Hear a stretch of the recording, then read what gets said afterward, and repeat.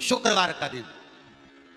तो कहोगे गुरुजी ये कथा कहां से निकाल के लाए हो? तो विष्णु पुराण में से आप उसको स्मरण कर सकते हो। काय में से? विष्णु पुराण में से। एक पात्र में देसी गाय का दूध, जल उसमें रखकर, और आपके अगर लड्डू गोपाल हो, यदि आपके घर में ठाकुर जी हो, लड्डू गोपाल हो, विष्णु जी का कोई स्वरूप हो, श्री हरि का कोई स्वरूप हो, तो उस पर शुक्रवार के दिन आप संध्या के समय पर दुर्वा डालकर, उस दुर्वा से अगर लक्ष्मी जी के नामों का 108 बार उच्चारण कर कर, घी का दिया लगाकर, कैसर के चावल साथ में रखकर, केवल उसे जल का और दूध का मात्र छींटा देते हो, तो उसके घर में कभी लक्ष्मी की कमी नहीं आ सकती, संपदा बढ़ती चली जाती है। 108 बार लक्ष्मी के नाम का मात्र उच्चारण कर लेने पर, भगवान विष्णु के चरणारविंद पर, भगवान विष्णु के चरणों पर केवल उस दुर्वा का, जल का, दूध का सिंचन कर देने से भी लक्ष्मी की वृद्धि होती है। लक्ष्मी देती दुर्वा बढ़ती है। और दुर्वा का एक बहुत सुंदर गुण है महाराज, बहुत सुंदर गुण है दुर्वा का। जहां पर उसके भीतर गांठ आती है ना, वहां से दो रास्ते बना देती है। बोलो बनाती कि नहीं बनाती? कभी दुर्वा देखी होगी आपने? जहां गांठ आई वहां दो रास्ते बनाएगी, फिर गांठ आई फिर दो रास्ते बनाएगी, फिर गांठ आई फिर दो रास्ते बनाएगी। दुर्वा का क्रम ऐसा है कि हम भगवान को दुर्वा क्यों देते हैं, उसका कारण यह है कि मान लो हे परमात्मा, हे शंभु, हे गणेश, हे प्रभु नारायण, अगर मान लो मेरा एक रास्ता चलते चलते गांठ पड़ जाए, एक रास्ता मेरा बंद हो जाए, तो वहां से मेरे दूसरे रास्ते खोल देना। इसलिए दुर्वा भगवान को समर्पित करी जाती है। दुर्वा को समर्पित करने का क्रम ही यही है कि मेरे मार्ग खुल जाए, मेरी राह खुल जाए, मेरा मार्ग चारों तरफ खुलता चला। दुर्वा नीचे की ओर चलते चलते मार्ग खोलती चली जाती है।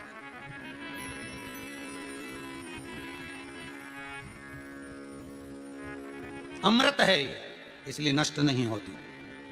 तोड़ के रख लेना, प्रैक्टिकल करके जरूर देखना। सीवर वाला महाराज कहीं झूठ तो नहीं बोल रहा है। तोड़ कर रखो दुर्वा को, बोरी में भर कर रखो।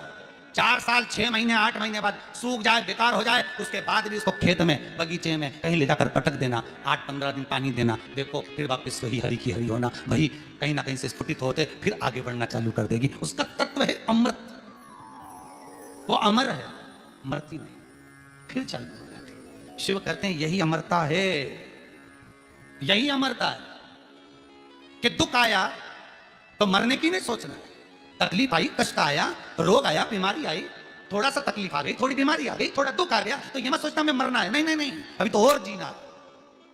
तो किस लिए जीना है? कोई कहेगा इसको कहीं आसक्तियां होंगी, घर की, परिवार की, कुटुंब की, कबीले की, इसलिए जीना चाहती है, इसलिए जीना चाहता। नहीं, आसक्ति एक रखना कि मैं जीना इसलिए चाहता हूं, मैं और जीना चाहती हूं, इसलिए चाहती हूं कि अब मैं भगवान का भजन करना चाहती हूं। अभी तक मैंने परिवार, कुटुंब, कबीले, संसार के लिए करा, अब जितनी जिंदगी दी उस मालिक ने, अब मैं उसका भजन करूं।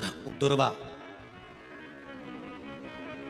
भगवान विष्णु को चढ़े, दुर्वा गणेश जी को चढ़े, दुर्वा शिव जी को चढ़े, दुर्वा ब्रह्मा को चढ़े, दुर्वा इंद्र को चढ़े, दुर्वा पितरों को चढ़े। कितना सुंदर कहा है। जिसके घर में पितृदोष प्रबल होता है, बहुत प्रबल पितृदोष है, तो उसके घर के जहां पानी का मटका रखा था, पितृदोष मालूम है ना? पितृदोष का लक्षण क्या होता है? 1 रुपए कमाओ, 1.25 रुपए खर्च हो, समझ लेना पितृदोष। रात्रि को सो गए तुम, बड़े नींद आ गई तुमको, बहुत प्रेम से सो गए, सोने के 1.5 घंटे या 2 घंटे बाद तुम्हारी नींद खुल जाए और कम से कम आधे घंटे तक तुमको भूख लग रही हो, समझ लेना पितृदोष है। सोकर उठने के बाद में जैसे ही 1-2 घंटे की नींद हो गई और अचानक नींद खुल गई और तुम्हें भूख लग रही है, भूख लग रही है, प्यास लग रही है बहुत तेज, अभी सोए हो, 1.5 घंटा ही हुआ, 2 घंटे ही, भूख लगने लगी, बहुत तेज भूख लग रही है, समझ लेना पितृदोष। पितृ भूखे हैं, भोजन की याचना कर रहा है,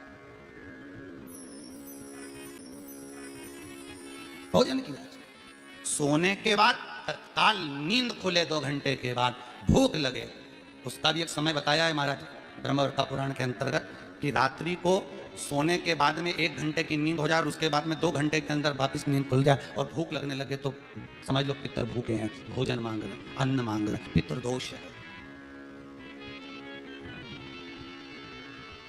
पितृदोष का कुछ कुछ वर्णन किया गया है। घर में एक पात्र के चक्कर में, एक बेडशीट के चक्कर में, एक सामान के चक्कर में विवाद हो रहा है, तो समझ लो पितृदोष है। 1 रुपया कमाया, 1.25 खर्च हो रहा है, पितृदोष है। घर में एक बीमार, दूसरा फिर बीमार हो गया, तीसरा फिर बीमार हो गया, एक ठीक हुआ, एक बीमार हुआ, पितृदोष है। पितृदोष का भाव, तो उसके लिए करना क्या है? शिव महापुराण की कथा कहती है, सुंदर गणेश जी का चरित्र वर्णन करता है, स्कंद पुराण कहती है, विष्णु पुराण कहती है कि दुर्वा 21 दुर्वा की गांठ बनाकर 7 गांठ 21 दुर्वा की बनाकर जो अपने पितरों का मटका, मटका मतलब परिंदा, हंडा, जो भी पानी का भरते हो, उसके नजदीक में मात्र एक कटोरी में चावल रखकर उसमें अगर दुर्वा रख देता है तो मात्र 5 या 7 दिन में पितृदोष समाप्त होना प्रारंभ हो जाता है। उसके घर में लक्ष्मी की वृद्धि होने लगती है, सुख शांति अपने आप आने लगती है, उसका क्लेश समाप्त हो जाता है। दुर्वा में वो गुण है जो पितृ भी उसका भाग अमृत तत्व प्राप्त करना चाहते, अमृत देना चाहते।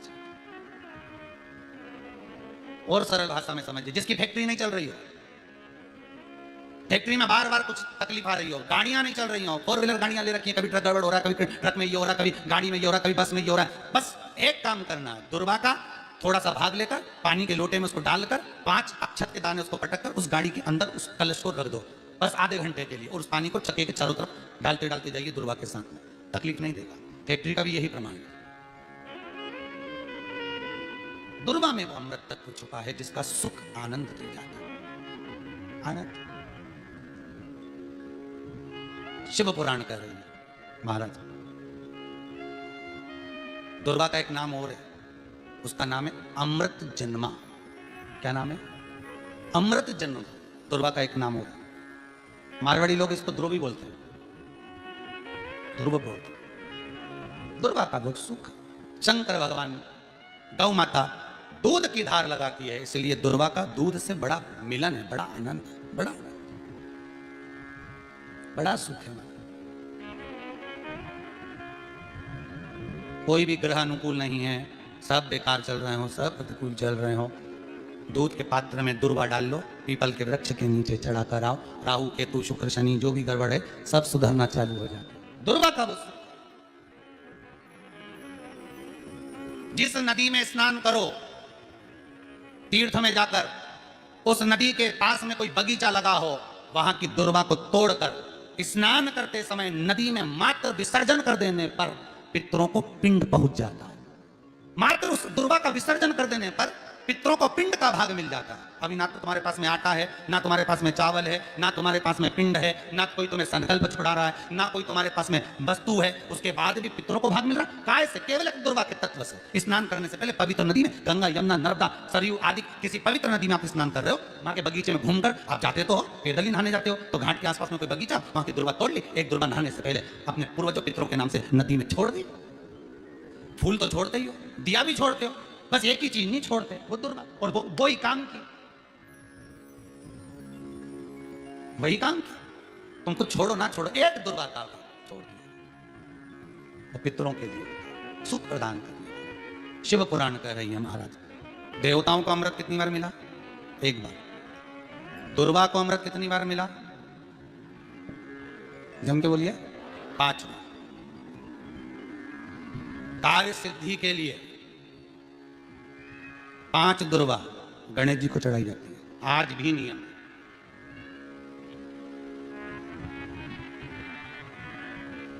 कभी आपको मौका मिला हो और आपने रावण संहिता पढ़ी हो, कौन सी संहिता? रावण संहिता। क्योंकि रावण शिव का उपासक था, भजन करने वाला था। शिव तांडव स्तोत्र आज भी लोग रावण का एक आनंद में पढ़ते, तो शिव का उपासक है रावण, शंकर का उपासक, विद्वान भी था, ज्ञानवान भी था। वो तो देवता के हाथ से मरना था उसको, इसलिए उसने मांगा ही यही था, जो मांगा वो मिला। तो रावण संहिता अगर किसी ने पढ़ी हो तो उसको मालूम होगा, रावण संहिता में 4 तरह के तिलक का महत्व बताया। कितने तिलक? 4। उन 4 तिलक में सर्वश्रेष्ठ तिलक रावण बताता है। एक तिलक सर्वश्रेष्ठ है, वो है दुर्वा। जो दुर्वा होती है, उस दुर्वा को जलाकर उसकी भस्म तैयार कर कर उसमें गाय का श्वेत गाय, कौन सी गाय? सफेद, उस गाय के शरीर पर कोई दाग ना, उसके शरीर पर पूर्ण तरह से श्वेत हो, ना लाल उसमें कोई धब्बा हो, ना काला धब्बा हो, ना कोई कलर हो, बस केवल श्वेत। रावण संहिता में 4 तरह के तिलक का प्रमाण दिया, तो एक तिलक रावण संहिता में वर्णन आया, एक तिलक का जो व्याख्यान वर्णन किया गया, उसमें दुर्वा को जलाकर राख कर कर भस्म बनाकर उसमें गाय का घी, देसी गाय का घी मिलाकर और उसका बिंदी उसका तिलक मस्तक पर लगाकर या नैनों में सुरमा लगाकर जो व्यक्ति जिस किसी से मिले वो उसका हो जाता है। उस दुर्गा में इतना प्रबलता आ जाती है, अमृत तत्व जुड़ा हुआ है दुर्गा के। रावण संहिता में 4 तिलक बताएं, उसमें से सबसे 4 तिलक में अलग अलग एक बेलपत्री की जड़ का तिलक है, एक आंकड़े की जड़ का तिलक है। रावण संहिता में 4 तिलकों का वर्णन है, उसमें मुख्य है सबसे ज्यादा। हम तो कहेंगे अगर मान लो वैसे तो नौकरी करने जाओ, सर्विस करने जाओ तो आंख में काजल लगा कर जा नहीं सकते, नहीं तो लोग ही कह देंगे कहाँ से आया है। मालूम पड़े तुम नौकरी के लिए इंटरव्यू देने जाओ और आंखों में काजल लगा के चले जाओ, तो फिर भी एक प्रयास करना, फिर भी एक प्रयास करना। उस दुर्वा का जो काजल बनाओ, मूछे हो, दाढ़ी हो, कहीं कहीं पर भी उसकी एक बिंदी लगा कर चले जाओ, वो असर करेगी और आपको वो जॉब मिल ही जाएगा, ये पक्का है। उसमें आकर्षण हो, दुर्वा आकर्षण का केंद्र करती है। आपको कभी आपके नयनों में दर्द हो रहा हो, जलन हो रही हो, तो आप दुर्वा हरी भरी या दुर्वा हो, वहां थोड़ी देर चलने का प्रयास करिएगा, आपके नेत्रों का विकार समाप्त हो जाएगा। दुर्वा में वो सुख है, वो अमृत छुपा हुआ, और एक बार का अमृत नहीं, 5 बार का अमृत दुर्वा के।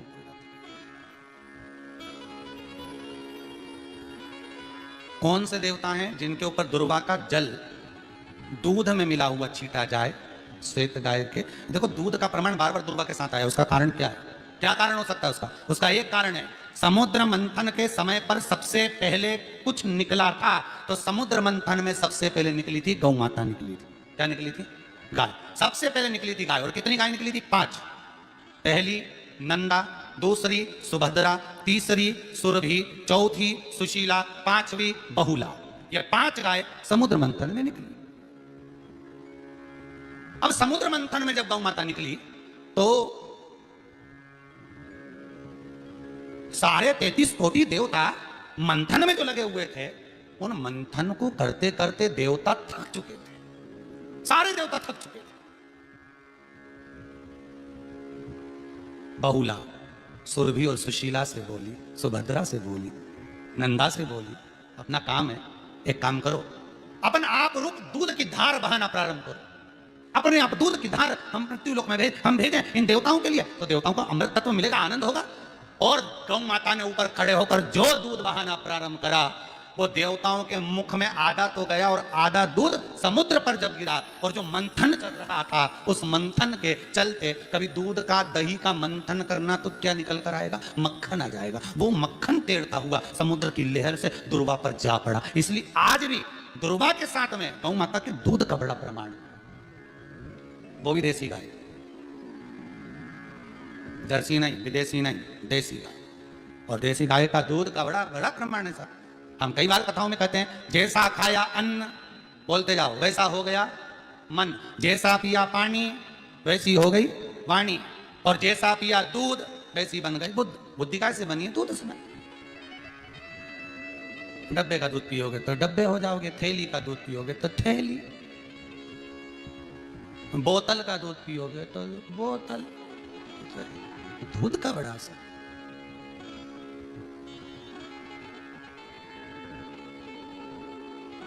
गौ माता के दूध का कहा, एक पात्र में जल और दूध ले लीजिए, शुक्रवार का दिन। तो कहोगे गुरुजी ये कथा कहां से निकाल के लाए हो? तो विष्णु पुराण में से आप उसको स्मरण कर सकते हो। काय में से? विष्णु पुराण में से। एक पात्र में देसी गाय का दूध, जल उसमें रखकर, और आपके अगर लड्डू गोपाल हो, यदि आपके घर में ठाकुर जी हो, लड्डू गोपाल हो, विष्णु जी का कोई स्वरूप हो, श्री हरि का कोई स्वरूप हो, तो उस पर शुक्रवार के दिन आप संध्या के समय पर दुर्वा डालकर, उस दुर्वा से अगर लक्ष्मी जी के नामों का 108 बार उच्चारण कर कर, घी का दिया लगाकर, कैसर के चावल साथ में रखकर, केवल उस जल का और दूध का मात्र छींटा देते हो, तो उसके घर में कभी लक्ष्मी की कमी नहीं आ सकती, संपदा बढ़ती चली जाती है। 108 बार लक्ष्मी के नाम का मात्र उच्चारण कर लेने पर, भगवान विष्णु के चरणारविंद पर, भगवान विष्णु के चरणों पर केवल उस दुर्वा का जल का दूध का सींचन कर देने से भी लक्ष्मी की वृद्धि होती है। लक्ष्मी देती है।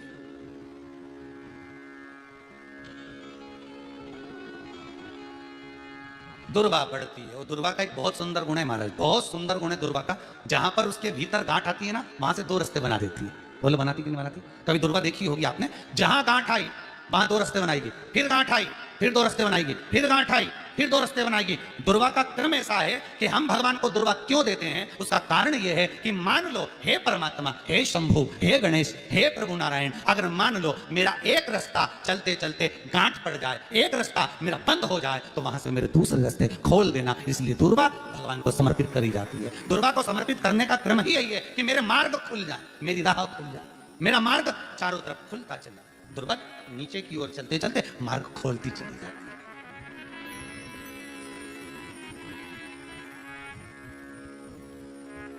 अमृत है ये, इसलिए नष्ट नहीं होती। तोड़ के रख लेना, प्रैक्टिकल करके जरूर देखना। सीवर वाला महाराज कहीं झूठ तो नहीं बोल रही है। तोड़ कर रखो दुर्गा को, बोरी में भर कर रखो। 4 साल 6 महीने 8 महीने बाद सूख जाए, बेकार हो जाए, उसके बाद भी उसको खेत में बगीचे में कहीं ले जाकर पटक देना, 8-15 दिन पानी देना। देखो फिर वापस वही हरी की हरी होना, वही कहीं ना कहीं से स्फुटित होते फिर आगे बढ़ना चालू कर देगी। उसका तत्व है अमृत, वो अमर है, मरती नहीं, फिर चलने। शिव कहते हैं यही अमरता है, यही अमरता है कि दुख आया तो मरने की नहीं सोचना।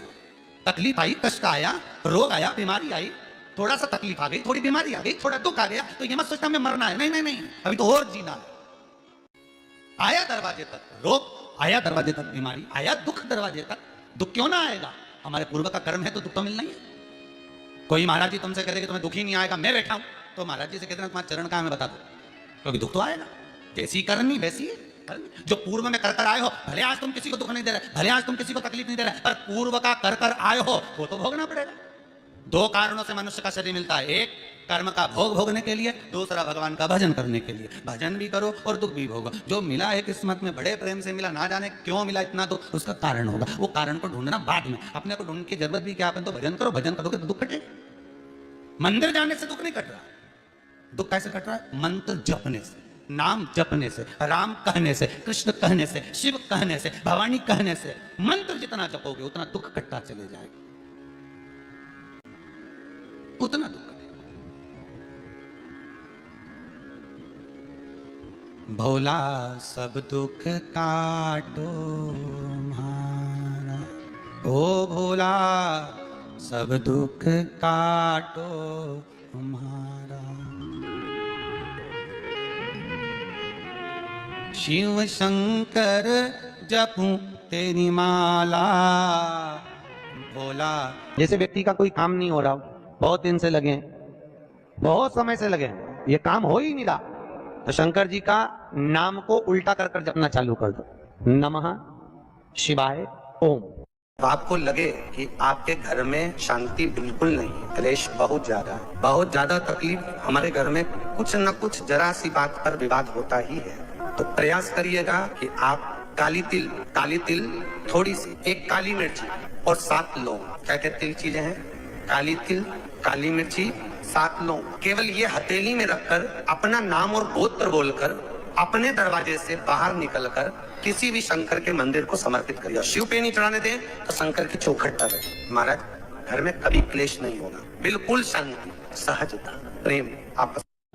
भगवान देवादिदेव महादेव को जल चढ़ाते हैं, उसके 5 अलग अलग तरीके हैं। बहुत सावधानी से सुनना कथा, आपकी और हमारी जिंदगी की सार्थकता को सिद्ध करने वाली कथा। आज पंजाब की इस पवित्र भूमि पर अगर यह प्रसंग निकला है तो इसको आप अगर सुनेंगे तो आपका जीवन सार्थक होगा। शिव जी को 5 तरह से जल चढ़ाने का तरीका है। जैसे पंचामृत होता है, दूध, दही, शहद, घी, शक्कर, ये सब पंचामृत के अंतर्गत आते हैं, उसी तरह शंकर जी को 5 तरह से जल चढ़ाने का क्रम वर्णित किया गया। आप उसको समझेंगे। जी का पहला जल लेकर आए, सीधे डायरेक्ट शंकर भगवान के शिवलिंग पर चढ़ा दिया, ये प्रथम जल का चढ़ाने का तरीका।